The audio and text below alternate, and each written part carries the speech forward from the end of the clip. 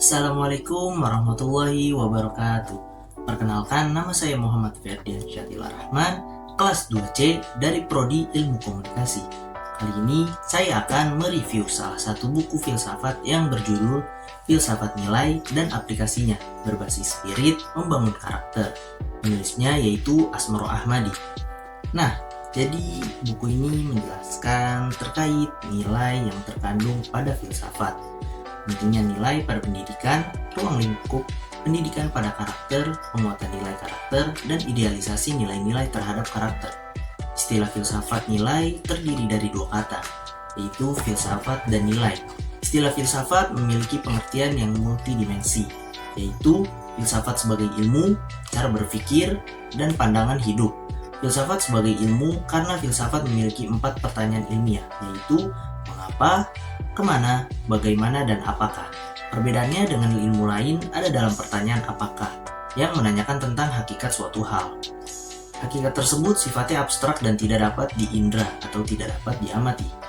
Filsafat juga memiliki objek materi, segala sesuatu yang ada, dan objek forma, menyeluruh dan secara umum. Filsafat sebagai cara berpikir, karena filsafat merupakan cara-cara berpikir yang sifatnya mendalam, seperti berpikir analitis, sintetis, induktif, deduktif, konsepsional, komprehensif, reflektif, dan interdisipliner. Filsafat sebagai pandangan hidup karena filsafat pada hakikatnya bersumber pada hakikat kodrat pribadi manusia sebagai makhluk individu, sosial, dan makhluk Tuhan. Filsafat berdasar kepada penjelmaan manusia secara total dan sentral. Misalnya, manusia memiliki akal atau berpikir, maka lahirlah filsafat berpikir. Manusia memiliki rasa, maka lahirlah filsafat keindahan atau estetika. Mengapa pendidikan nilai harus dihadirkan, terutama pada saat ini? Terdapat beberapa hal yang melatar belakangi pendidikan nilai dihadirkan, yaitu karena derasnya budaya dan ideologi asing, pergeseran nilai, dan kondisi setelah era reformasi yang tidak sesuai dengan karakter bangsa Indonesia. Hal-hal tersebut berakibat pada melemahnya karakter bangsa. Melemahnya karakter bangsa disebabkan oleh pengaruh budaya asing yang cenderung destruktif. Akibatnya, marak radikalisme dan ideologi sekuler. Akibat lanjut adalah karakter bangsa Indonesia mengalami pergeseran nilai, seperti melemahnya nilai-nilai Pancasila baik secara individu, sosial, dan bangsa. Setelah era reformasi dicanangkan dan digerakkan dengan tujuan mengadakan perubahan ke arah demokratisasi, khususnya pembangunan di bidang perpolitikan yang lebih baik. Beberapa tahun setelah reformasi, kondisi bangsa justru tidak seperti yang diharapkan, yaitu maraknya korupsi dan berbagai aksi kekerasan seperti pembunuhan, mutilasi, kekerasan terhadap anak di bawah umur, dan sebagainya. Hal tersebut memperlihatkan bahwa masyarakat dan bangsa sedang mengalami pelemahan karakter yang sangat mengkhawatirkan. Setelah era reformasi, pemerintah kurang memperhatikan terhadap pembangunan ideologi Pancasila. Hal ini juga menjadi pemicu munculnya degradasi karakter masyarakat dan bangsa. Pancasila yang diharapkan menjadi moral force ternyata berantakan karena banyaknya praktik korupsi, kolusi, dan nepotisme. Krisis multidimensi yang akar-akarnya tertanam dalam krisis moral, kemudian menjalar ke dalam krisis budaya, menjadikan bangsa Indonesia kehilangan orientasi nilai, hancur dan kasar, gersang dalam kemiskinan budaya dan kekeringan spiritual, kehalusan budi, sopan santun dalam bersikap atau perbuatan, kerukunan toleransi, solidaritas sosial atau gotong royong, dan idealisme telah hilang dilanda derasnya arus modernitas dan globalisasi, ekonomi dan materialisasi, sehingga identitas bangsa dilecehkan dan dipertanyakan eksistensinya. Kondisi krisis dengan berbagai dampak negatifnya menyadarkan dan membuka pikiran semua pihak bahwa pelestarian budaya sebagai langkah untuk mengembangkan identitas dan kepribadian, serta sebagaimana diamanatkan dalam Undang-Undang Dasar 1945. Berbagai ancaman dalam menegakkan identitas nasional di era reformasi saat ini harus diperhitungkan. Berbagai ancaman yang muncul, misalnya pengaruh globalisasi. Arus globalisasi berakibat pada hubungan antar individu, antar bangsa, dan antar negara. Intensitasnya semakin tinggi. Hal ini memicu munculnya berbagai kejahatan yang sifatnya transnasional, seperti peredaran narkoba, dan psikotropika. Terorisme, radikalisme, pornografi, dan korupsi. Di era reformasi yang mengedepankan demokratisasi dan hak asasi manusia, tampaknya tidak menemukan ruang gerak untuk memberantas secara terstruktur dan sistematis terhadap gerakan radikalisme dan fundamentalisme.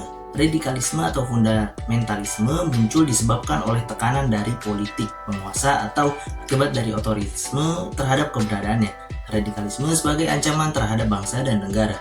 Di era reformasi ini, gerakan radikalisme semakin berkembang karena di era reformasi yang mengedepankan demokratisasi dan hak asasi manusia tampaknya tidak menemukan ruang gerak untuk melakukan pemberantasan terhadap paham radikalisme. Pengikut radikalisme terkadang melakukan aksi-aksi yang menurut ukuran normal tergolong kasar. Pengertian karakter memiliki beberapa tingkatan, mulai dari karakter bernilai hingga karakter tidak bernilai. Ada 5 poin dalam hal tersebut. Yang pertama, karakter tangguh, yaitu kemampuan diri atau kemampuan mengaktualisasikan cita-citanya sehingga dapat tercapai. Karakter ini hanya dimiliki oleh orang-orang yang benar-benar memiliki kemampuan seperti IQ, kecerdasan intelektual, EQ, kecerdasan emosional, dan SQ, kecerdasan spiritual. Orang ini akan dapat mengaktualisasikan dirinya menjadi manusia yang sesuai dengan hakikat kodratnya. Manusia sebagai makhluk individu, sebagai makhluk sosial, dan sebagai makhluk Tuhan. Yang kedua yaitu karakter kuat. Dengan karakter ini, seseorang selalu menampilkan jiwa dengan bersemangat, optimis, percaya diri, enjoy, tahan menderita, pantang menyerah, sehingga dalam menghadapi permasalahan hidup selalu tegar, optimis, tidak pernah mengeluh, dan ia meyakini semua permasalahan tentu saja ada jalan keluar. Yang ketiga, karakter lemah, yaitu orang yang responnya selalu meremehkan, seperti meremehkan mutu, suka menerabas, tidak percaya diri sendiri, tidak disiplin, mengabaikan tanggung jawab, hipokrit, lemah kreativitas, etos kerja buruk, suka feodalisme, dan tidak punya malu. Karakter ini akan membuat seseorang pesimis, mudah putus asa, tidak bersemangat, dan selalu kalah bersaing, tidak memiliki etos kerja, malas bekerja, lebih menyukai omongan daripada bekerja, dan lain-lain.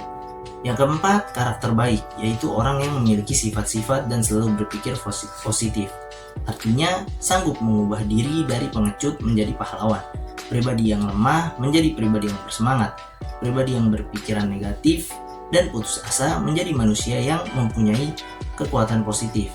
Karakter baik ini dipunyai apabila seseorang memiliki pikiran yang jujur, penuh kasih sayang, sedia melayani masyarakat, dan sebagainya. Yang kelima, karakter buruk.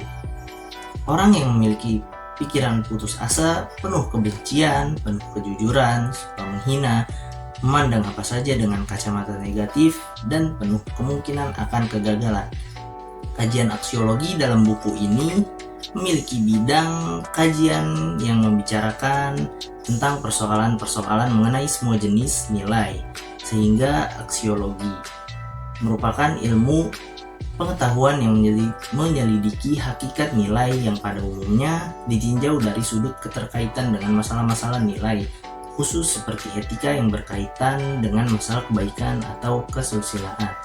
Menurut pandangan epistemologi, buku ini berkaitan dengan masalah kebenaran, yang dimana estetika berkaitan dengan masalah keindahan. Dalam pandangan ontologi, masalah nilai sendiri sangat berkaitan dengan hal yang baik. Apabila suatu hal dianggap tidak baik atau buruk, akibatnya suatu hal tersebut dianggap tidak memiliki nilai. Contohnya, mencari ilmu merupakan suatu hal yang bernilai. Hal ini menunjukkan bahwa ilmu itu sendiri sebenarnya telah bernilai, terlepas dari apakah seseorang mengatakan setuju atau tidak. Jadi kesimpulan yang saya dapat dalam buku ini yaitu dalam bidang ilmu filsafat, masalah filsafat nilai belum mendapatkan perhatian atau belum banyak yang menggali karena filsafat nilai sendiri memang sangat jarang untuk dikemukakan dan baru ditemukan sekitar abad ke-19. Banyak orang yang mempelajari ilmu filsafat hanya sebatas pada konsep-konsep saja, sehingga sulit untuk diaplikasikan. Pengertian nilai memang sulit untuk diterangkan dan dijangkau. Hal ini disebabkan nilai itu sendiri sifatnya abstrak, jadi sulit untuk dipahami. Hanya orang-orang yang memiliki kedalaman untuk berpikir saja masalah nilai ini dapat dipahami. Mungkin sekian dari review buku filsafat yang berjudul Filsafat Nilai dan Aplikasinya berbasis spirit membangun karakter. Kurang lebihnya mohon maaf. Wassalamualaikum warahmatullahi wabarakatuh.